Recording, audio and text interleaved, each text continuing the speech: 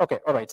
Now, Deputy President, last year you promised, alongside the President, that you're going to do something called austerity measures. You're going to cut on travel budget. But in actual sense, the national executive has increased his travel expenditure by 7 billion shillings. Your own office has grown from 103 million shillings the year ending June 2023 to now report No, 556 that's a lie. million shillings. That's a lie. It is the report of the Control of No, no, no. Budget. I saw it in the press. Yep. And I did not want to dignify it by way of reply. My office doesn't have a budget of 500 million for travel. Yeah, and that is, I'll be able to give you the estimates tomorrow. Yeah, my budget is below 200 million. I'm not sure it's 100 and something. Yeah, and it has never been 500 million. That's a lie. It's something that was put there to try to put my office in bad light. How so? I don't know. I don't know who You're was put calling it. to question the report of the Control of Yes, Budget. that one I want to say, and I'll be able to give you that information tomorrow. On Monday, tomorrow is Saturday. I'll get what is the budgetary allocation for my office for travel for 2023, 2024, and for 2023. I'm not talking about the budgetary allocation. I'm talking about the budget implementation report. There is no way you can exceed the budgetary provision. So the budgetary provision is a guiding factor in matters finance. And that's you fine. cannot spend above the budget. So how much did your office spend in terms of in the year ending 2020? I am not sure. I am not sure of the details because I'm not an accountant. I'm not the accounting officer. I am the deputy president. I would. But you're very clear that it's not that amount. Yeah, I'm sure.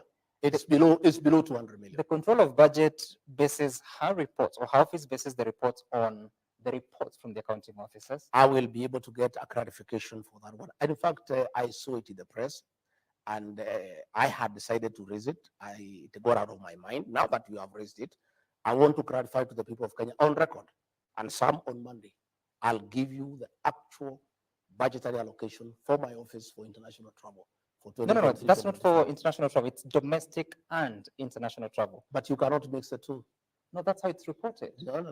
You cannot mix the two. So how much did your office spend on domestic travel and domestic travel is heavy. How much? I don't know the figures. But what you must know is that I have 9 functions, Sam. These 9 functions, I don't just sit here in Karen. You're asking me whether I go to Northeastern. I need to fly to Northeastern. You're asking me whether I go to the rest of the country.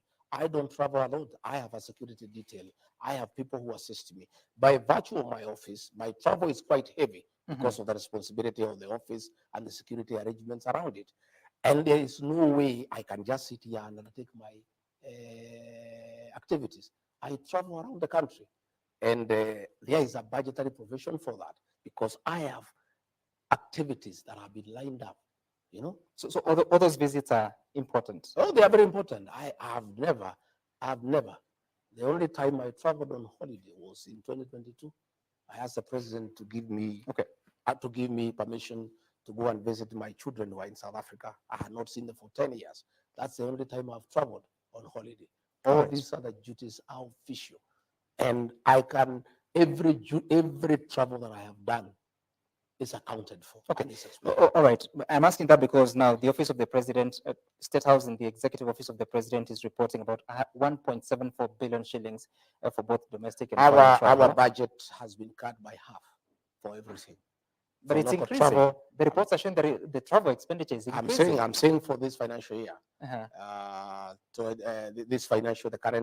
current financial year. 2024, 2025. Yeah. Our budgets across board have been cut by half. Even our development budget, we have no money to maintain this residence. All right. We had zero. All the development expenditure in the austerity measures has been removed.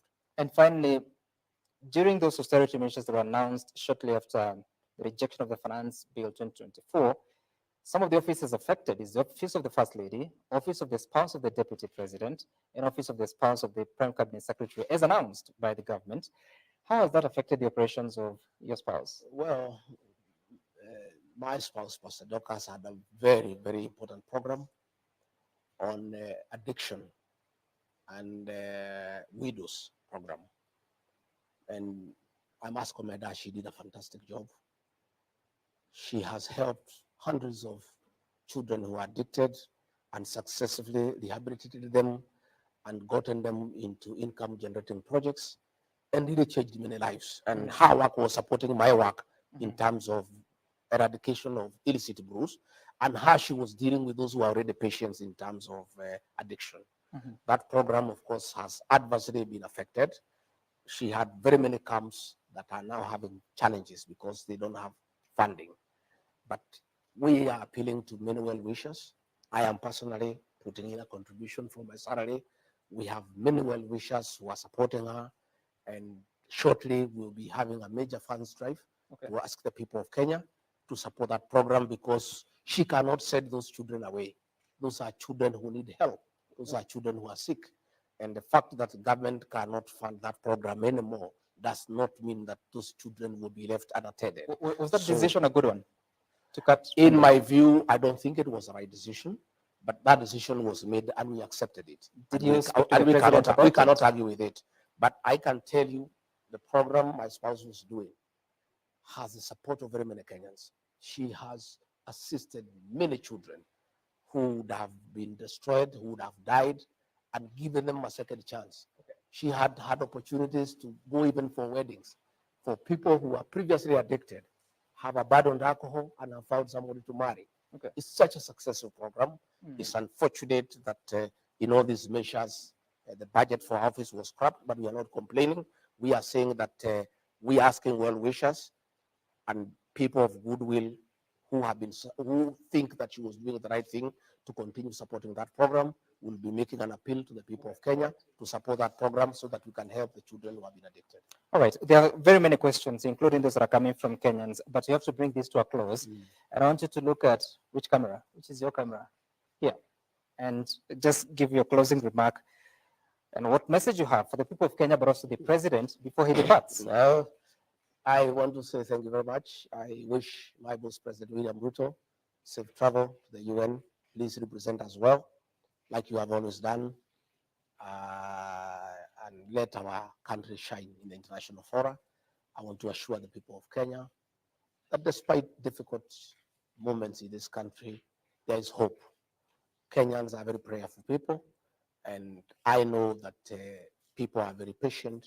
They endure a lot, and there's a lot of resilience. Looking ahead, I see a bright future. Difficult as things are, I think there will be a good future for this country. I want to ask the people of Kenya to pray for me so that I get strength, I get courage to soldier on despite the challenges, despite all that is going on around us. These are challenges that have been seen by other people there before, and I'm sure we'll overcome them. We believe in the power of prayer. I want to assure the Church of Christ that I support their programs. We had an MOU with them. I believe in the freedom of worship. I believe that we should let the church regulate itself so that they can be able to carry on with the good work that they are doing without too much interference. Otherwise, I want to thank the people of Kenya for listening to me. I want to thank you, Sam, for coming over. And I look forward. And also be looking for me. I'm the one who look for you. I had some people asking, why doesn't Gachagua do national television? But you guys don't look for me. The people who do the people who do the vernacular stations are always looking for me, and I'm always available, Sam. We have been looking for you for no, but you are saying I'm the one look for you. Please look for me. This time around, yes. Please look for me. I am available. And many people, were doubting my capacity to express myself in the English language. You remember the run-up of the election. Yeah. Many people, had very low opinion on my level of education and power of expression, until I went to the running mate debate, and then they knew that I know something. So please be looking for me. Sure. I have a few things that I know, right, and I can express myself. Some are saying that Kimani Ichung'wah smoked you out. He didn't. He didn't. He didn't. There's things that I needed to discuss. I don't respond to these politicians. I will never dignify their insults by responding to them. It's not just those politicians. He's the leader of majority. I'll never dignify their insults. I am a self-made man. I do things at my own pace. I had issues that I wanted to address. Okay. Especially, I wanted to address the issues of my office, because people are trying to create an impression that I just politic. I have a lot of work that I do. I have a lot of work that I have done for this country. I'm a very patriotic Kenyan. And those who try to put for me a tribal tag, Right. they'll be sorry. The other day I went to Nyanza. I got a hero's welcome. People thought that I'm only popular in the mountain. And I really want to thank the people of Luo Nyanza for the love and compassion they showed me. I was amazed and I was excited. I went to Kisii. I got a very good reception. I went to Masaini in Kajiado. I got a very good reception. I am not a tribal leader. I'm a national leader. Okay. And many Kenyans are happy with me because I'm truthful. And that's why you see where I go, I get very good reception. Okay. I'll be all over the country. I'll be traveling all over the country when doing my work, executing my mandate, the one that I've been given by the president. And when the president asks me to do a specific duty, I'll always be there. All right. Even on my own, I'll also be traveling around the country and I'll serve the people of Kenya equally. Despite the fact that it is becoming quite expensive, both the county and national government spent up to 45 billion shillings in the previous financial year. Well, you must go to the people because it's about them. All right. You owe them service. All right. And you cannot serve them from Nairobi. You Okay. must go and talk to them. You must go and listen to them.